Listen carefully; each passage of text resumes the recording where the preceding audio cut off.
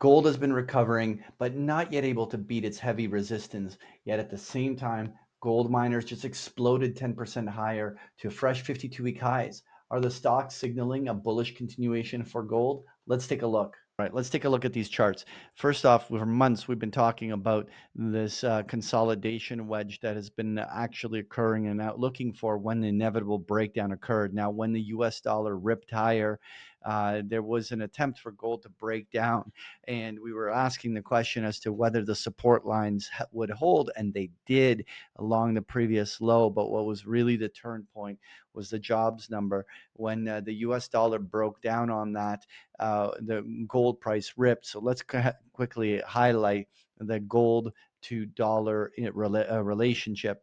What we look at is gold is literally trading as an inverse correlation to the US dollar, like a cross currency.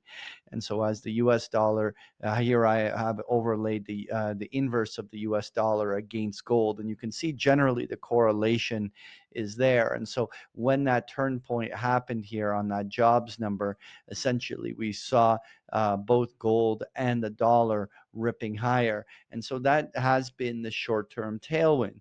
And the question, of course, now is, do we get the breakout? Because a breakout is significant. The shortened measured move for a gold breakout is up to the 37,3,800, and a full measured move off the December low is all the way to 4,000. There is lots of room for gold to actually have a big upside move if it can break out.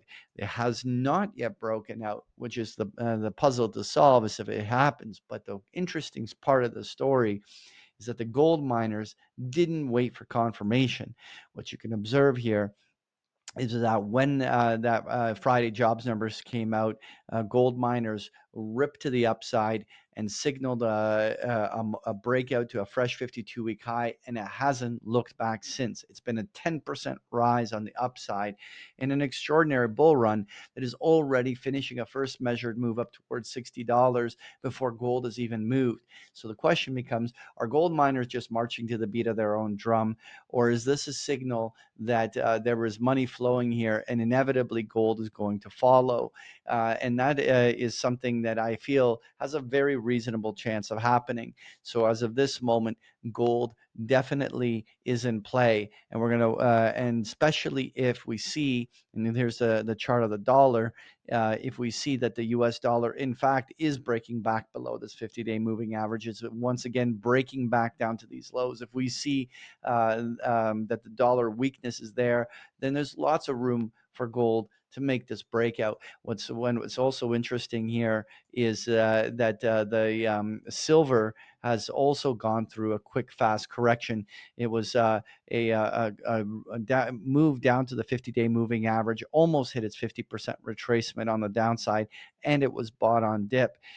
This is already broken to 52-week highs, and this is a classic retest of a 50-day moving average.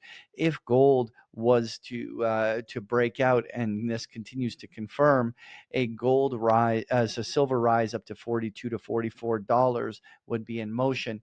Similarly, we've now finally gotten some key corrections both in platinum, which has now gotten back down to its 50-day, and palladium also down to its 50-day moving average.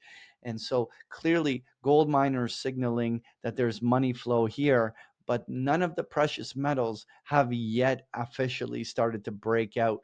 One of the things I'm going to be watching with members here is that was this a signal that things are getting underway? Watching that dollar move and watching whether all these precious metals really can get some traction on the upside. There's probably some really good money to be made if these things can break out these short-term overhead resistance levels. If you want to follow along day by day our calls on gold and how this is playing out, try out a free trial to Big Picture Trading. Links down below.